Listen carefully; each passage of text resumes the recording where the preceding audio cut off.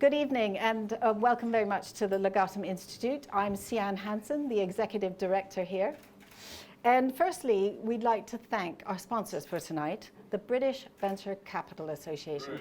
Yay, without them, this event couldn't have happened. So we're really, really grateful. Tonight, we are delighted to host Boris Johnson, Mayor of London. Boris is here to launch our latest program, The Vision of Capitalism, led by Tim Montgomery, Senior Legatum Fellow. Before I hand over to Tim, just a few words about us. The Legatum Institute is an international think tank, an educational charity, and our mission is to promote prosperity. We do this through a host of programs. They include our annual signature publication, the Prosperity Index. It ranks 142 countries through wealth and well-being. We are exceedingly proud of this. Our Transitions Forum, which looks at how to help countries through to democracy. And our historian, Hal Williams, who I hope is in the room tonight, he leads our Culture of Prosperity, and our latest program on character and values is run by Christina Adone, who I know is here. Yeah. Now, tonight, we will hear from Britain's two most influential politicians and political thinkers. Boris Johnson, Mayor of London since 2008, is so famous that he's known from Westminster to Washington by his first name, just Boris.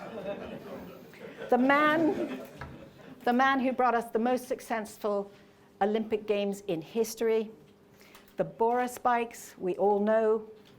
He got rid of those bendy buses. He's a fine classicist, and may I say, a peerless ping pong player. His popularity, and may I say, maybe even cult status, means that with Boris on board, even the most audacious vision can be realized. And let us be clear, Tim Montgomery's vision of capitalism is exactly that.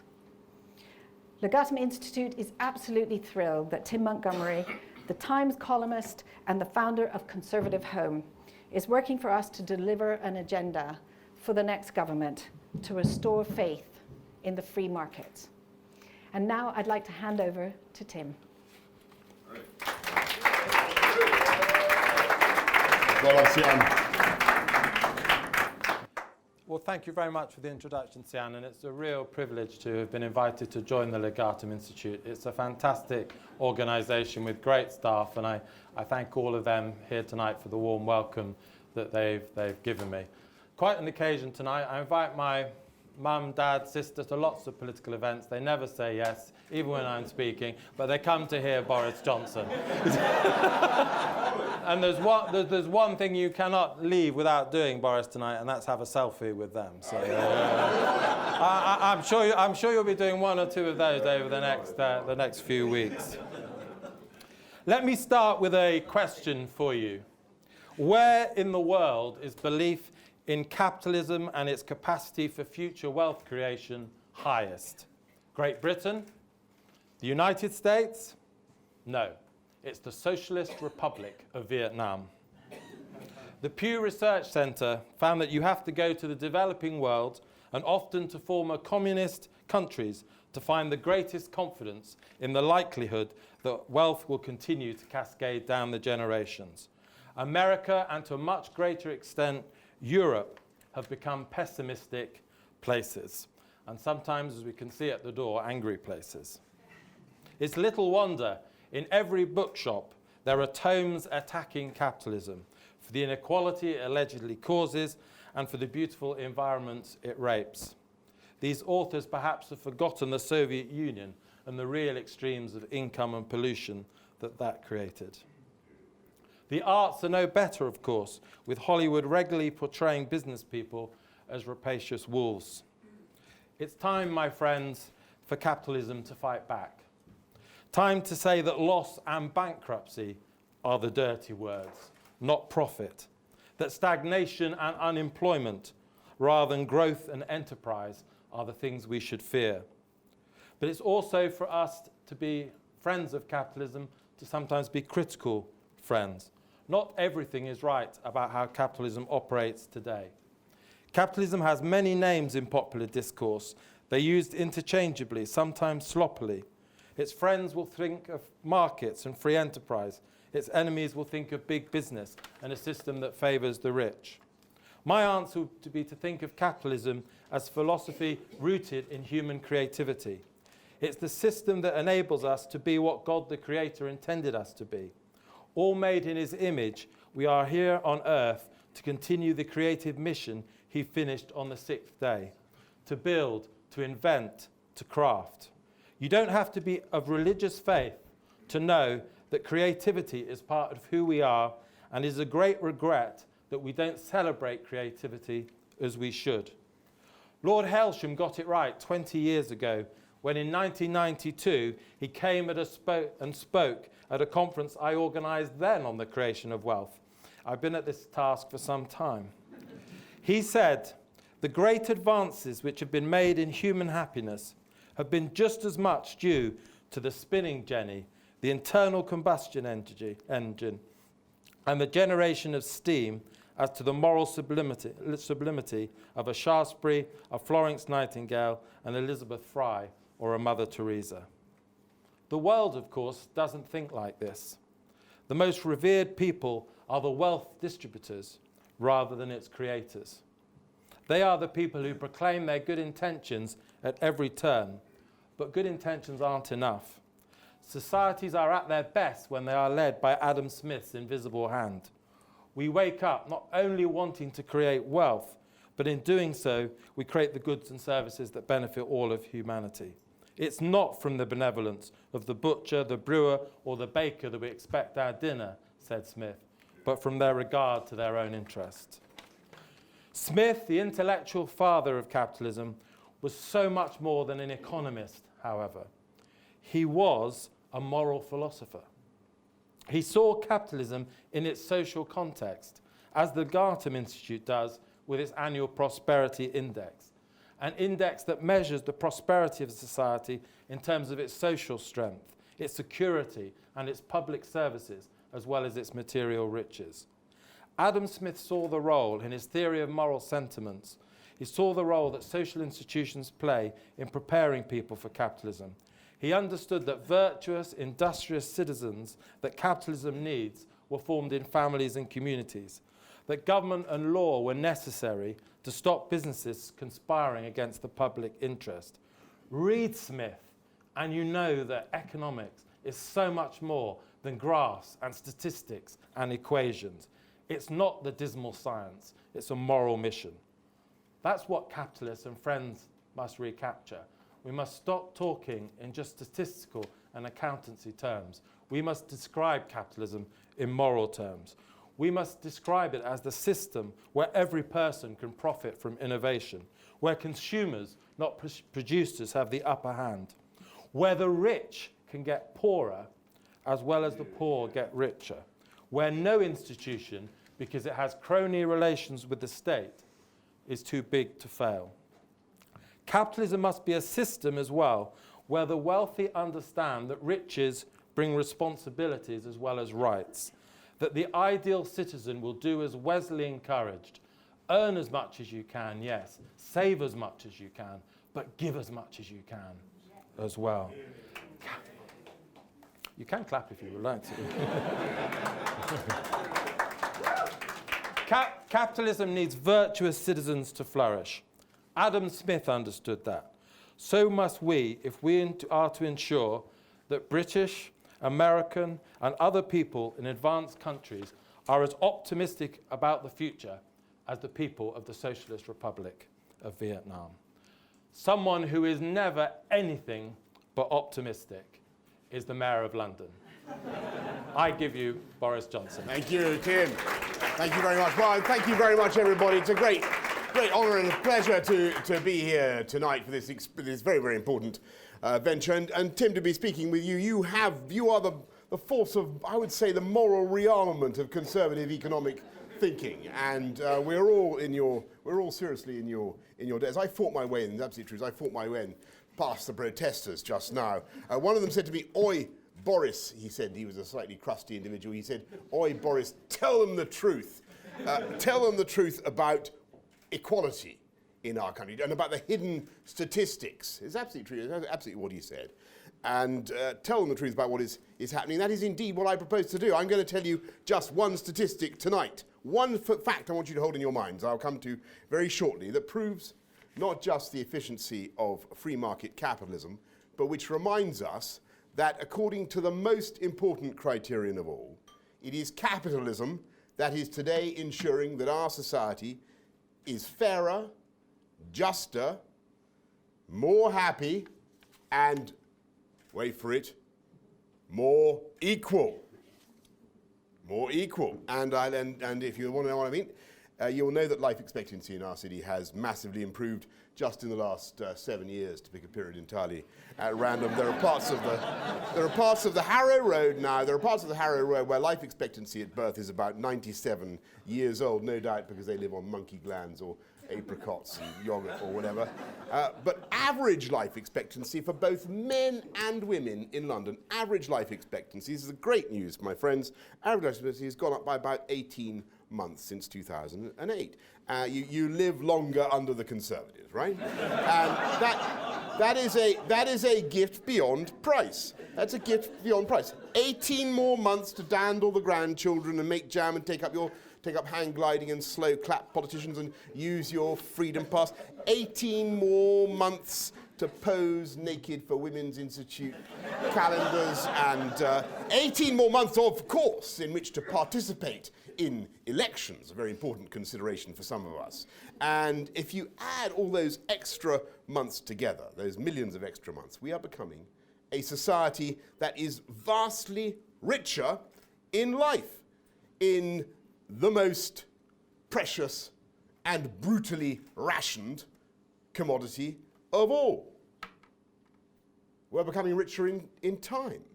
And yet what few people realize is that this increase in chronological wealth of Londoners is not being experienced equally across all income groups, my friends. No. The recent increase in life expectancy is occurring fastest in the lowest socio-economic groups, so that we are finally seeing a reduction in the shameful gap in life expectancy between Kensington and Chelsea on the one hand, and Barking and Dagenham on the other. 7 years ago, as I say, to pick a period entirely at random, that gap was about 6 years. It's now down to 4 years. Now, you can never be complacent about what we are achieving. There is much more to be done. We've got to keep investing in housing and in supporting people's incomes in all sorts of ways. But I think we at least need to understand, given that this miracle is taking place, we need to understand why it is happening. And there are at least three crucial respects in which I think we can be grateful for this longevity, that we live in a dynamic, open, free market, capitalist economy. Number one, it was the invisible hand of the market, Adam Smith's invisible hand, that endowed this city progressively over the last 150 years with ever more high-value jobs that do not involve life-shortening labour in docks and in mills and so on. We now have, we have more people in financial services than any other city on earth, 320,000 to 330,000. But in the last few years, we've seen this extraordinary explosion of the tech sector that now employs about 500,000 people. Point two, food. Capitalism has given us infinitely better food, I think you'll agree, ingenious distribution centres, infinitely competitive and innovative supermarkets. I remember what the food was like in the 1970s, and it was terrible, wasn't it? You could go to restaurants in London, and you all look far too young and thrusting to remember the 1970s, but you go to restaurants in London and you would be seriously offered as a starter half a grapefruit in a steel bowl. We have come a long, long way. And one of the reasons, by the way, that we are seeing such a dramatic fall in deaths by fire. Do you know this? We've seen huge reductions in death by fire, and that's because Londoners are no longer accidentally and drunkenly carbonising themselves in late-night chip pan fires, because the range of late night food is so fantastic and so wonderful. We have, as I never tire of telling you, more Michelin-starred restaurants than Paris itself. A statistic I haven't bothered to verify recently, but I'm sure I'm prepared to do so. Third, so it's the labour conditions, it's the diet, but of course the third most important function of the capitalist economy is that it has helped us, it has funded the creation of the environment, the whole support system for this prodigious longevity. We have better healthcare. We've brought crime down hugely just in the last 5 or 6, 7 years. The murder rate, 5 years. 5 years down about 20% in the country as a whole. The murder rate in London now at levels not seen since the 1960s. We're putting in, with bus crime, as I never tire of telling you, bus crime down about 50% since I was elected. That's obviously crime committed on buses rather than crime committed by buses, which we've more or less eradicated. We are putting in quite amazing transport improvements on a scale not seen. The improvements in mass transit are on a scale and a quality not seen since the Victorian epoch. And you are seeing, as a consequence of all these things, you're seeing improvements in that vital quality of life. Air quality, which the BBC moan about so much. Let me tell you, PM10s, PM2.5s, the big nasty dust stuff, is down by about 15%. NOx is down by about 20%. The other day we had a bad pollution episode in London, and actually the air in Norfolk was worse than the air in London. And the day is not far off when the children of Norfolk will be bussed in to inhale great gulfs of air from Hyde Park Corner. We're planting tens of thousands of trees, we're greening up our parks, we're doing all sorts of things, we're encouraging more cycling, and all the things that we're putting in an ultra-low emission zone by 2020, all the things you know about. Now, how are we funding those investments? How are we making those changes? By having a strong and a growing economy. And if I may now descend into a party political rant, which I think I can, since we've just launched an election campaign. I'm sorry to hijack your event. I'm sorry to hijack your event, Tim, but I hope that there will be at least some Conservatives here in this room tonight who will hear what I have to say. It is that strong and growing economy which is the absolute prerequisite for the tax yield that will always be necessary in any civilized society to pay for the poorest and the neediest. And the problem with Ed Miliband is not that he doesn't understand the cares and the pains of the poorest and the neediest. Of course he does. What he doesn't understand is the absolute primacy of wealth creation if we are going to deliver those objectives. And he does not see that wealth creation, that capitalism, as Tim rightly says, actually has a moral purpose. And by attacking wealth creation, both in his rhetoric and if he were to be elected in his actions, he would take this country backwards to those 1970s that I spoke of, with an orgy of higher taxation and regulation. I remember the 1970s. I wouldn't want to go back there. It was a nasty, grim, petty epoch of really, really foul racism, frankly, and union-dominated economy. Why would you want? Miliband wants to take us back to the 1970s. UKIP, as I say, UKIP wants to go back to a mythical version of the 1950s that didn't exist even then. The Greens probably want to take us to some time round about the middle of the Bronze Age, shortly before the emergence of the Beaker people. And the Liberal Democrats would probably settle for any epoch when they're above 5% in the polls. We Conservatives are the only party presenting itself for election in just 37 days' time that thinks that, on the whole, today, broadly speaking, is better than yesterday. And broadly speaking, tomorrow is going to be better than today. Am I not right? And we are the only party presenting itself for election that is prepared actively to stand up for the system that is going to deliver that progress and that result. A system that is allowing Londoners now, in my city, to live longer, more fruitful, and, as I say, more equal lives. Totally unbelievable.